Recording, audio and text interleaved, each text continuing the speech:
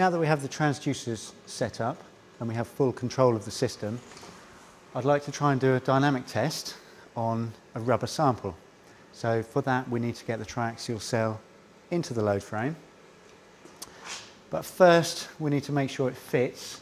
So I'm going to raise the ram to the top of its travel by clicking in the object display on the control tab and selecting move up as we did before. And we can leave that to go right to the top of the travel to give us the most amount of room to put the triaxial cell in place.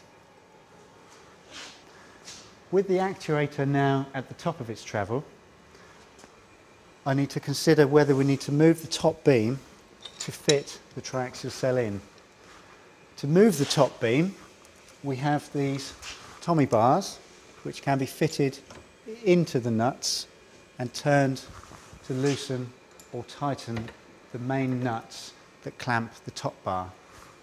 Now, to actually move the beam, we have loosened the top nuts, and one of the easiest ways is to do it with two people, one person on each side. So Jenny, if you wouldn't mind helping me, and in synchronization we can move around and you can see the beam comes down. And although it seems as if it would be more difficult to take it up, we can also take it up together. So Jenny, if you wouldn't mind going back. A little bit more difficult going up, but you can see it just takes a little bit of time and care to keep the beam horizontal. If we do one for a number of turns, the beam will get jammed. If I'm alone in the laboratory, I can turn one a quarter turn and then turn the other one a quarter turn and such like. Okay. Now I need to clamp the beam in position before we start the tests. We need to lock down the top nuts. So I'll use the Tommy bar again to make them nice and tight so that we have no movement or vibration of the top beam during the test. So now we can lift the triaxial cell in again. It's easier to do with two people, so if I ask Jenny again to give me a hand.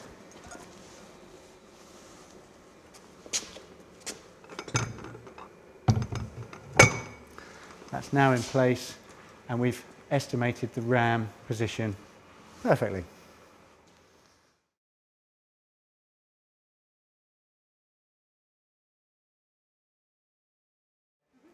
Now we have the triaxial cell in place, we need to connect the load ram of the triaxial cell with the load ram of the actuator. Because we don't have an extension device connected in this rubber sample, I can lift this and turn the knurled connector to make a good connection.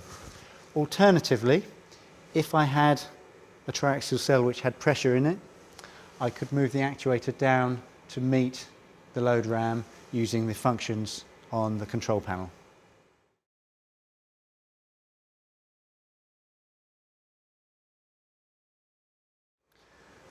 Now we have the cell in place and fully connected. I can connect the cell pressure line. Because it's an air line, this connects to the top of the triaxial cell. It connects to the top in case there is any water in the cell. We do not want water going from the bottom of the cell through the air pressure controller. So there should be an 8mm connector on the cell top.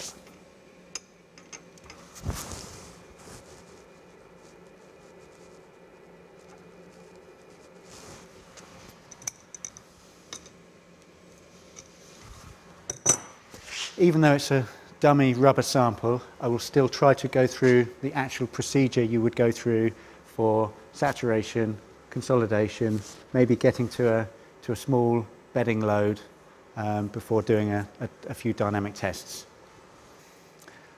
The final hydraulic connector is the back pressure tube, which I'm going to connect to the top of this entry-level controller, and then into the base of our triaxial cell. Before connecting, even though I have a rubber sample, I'm going to go through the correct steps, which would be to flush air out of this back pressure tube before connecting. So let me just set this to fast empty.